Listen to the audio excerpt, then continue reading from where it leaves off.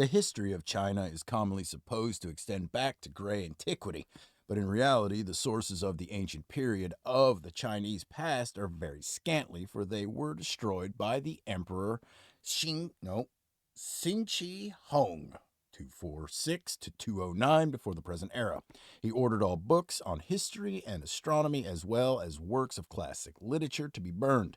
Search for these books was made throughout the empire for this purpose. The story persists that a few remnants of the old literature were again put into writing from the memory of an old man. Some were said to have been found hidden in the sepulchre of Confucius and are ascribed to his pen.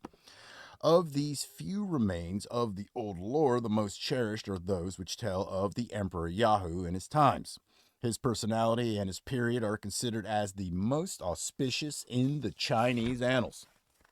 The history of China preceding his reign is ascribed to the mythical period of the Chinese past. In the days of Yahoo, the event occurred which separates the almost obliterated and very dim past of China from the period that is considered historical.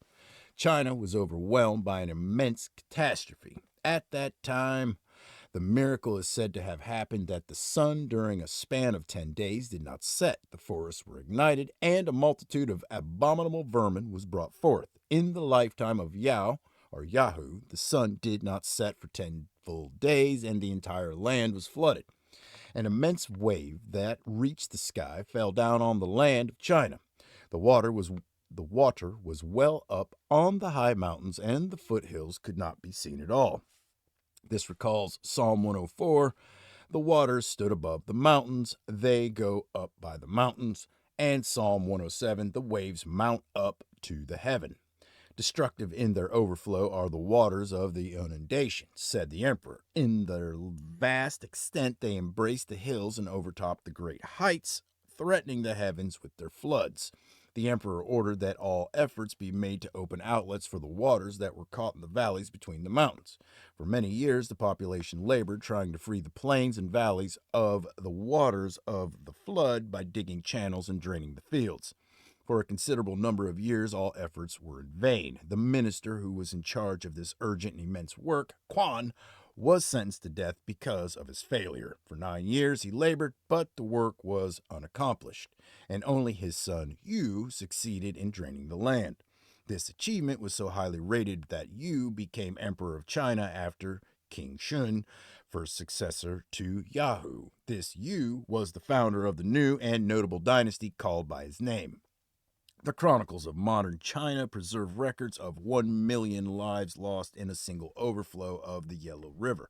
Another natural catastrophe, the earthquake, also caused great devastation in China at various times.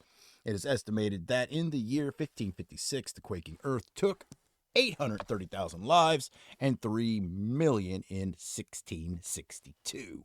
Was not the catastrophe of the time of Yahoo one of the major inundations of rivers as modern scholars suppose it to have been?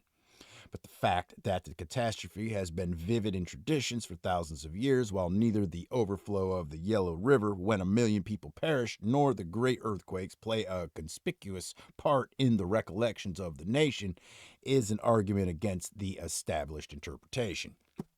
Rivers do not overflow in the form of a sky-high wave. The overflowing rivers of China subdue in a few weeks, and the water does not remain in the plains until the following spring, but flows away, and the ground dries in a few more weeks. The flood of Yahoo required draining for many years, and during all this period, water covered the lower part of the country. Yahoo's reign is remembered for the following undertaking. This emperor sent scholars to different parts of China and even to Indochina to find out the location of north, west, east, and south by observing the direction of the sun's rising and setting and the motion of the stars. He also charged his astronomers to find out the duration of seasons and to draw up a new calendar. The Shu King is called the oldest book of Chinese chronicles rewritten from memory or from some hidden manuscript after the burning of books by Xin Shi Hong. In its oldest section, the canon of Yahoo, it is written. Thereupon Yahoo commanded he and Ho, in reverent accordance with the wide heavens, to calculate and delineate the movements and appearances of the sun, the moon, the stars, and the zodiacal spaces, and to deliver respectfully the seasons to the people.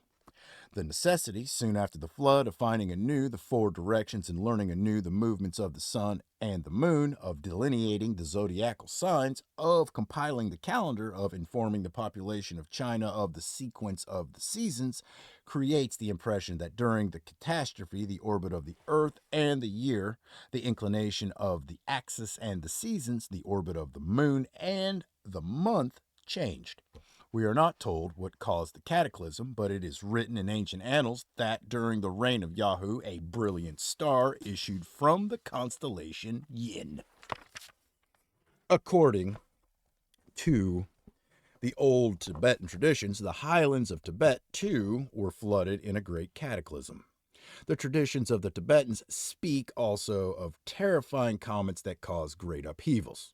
Calculations were undertaken to establish the dates of the Emperor Yahoo on the basis of a remark that the constellation Nio, thought to be the constellation Hydra, culminated at sunset on the day of the vernal equinox in the time of Yahoo. It was reckoned that the flood occurred in the 23rd century before the present era, but this date has been questioned by many.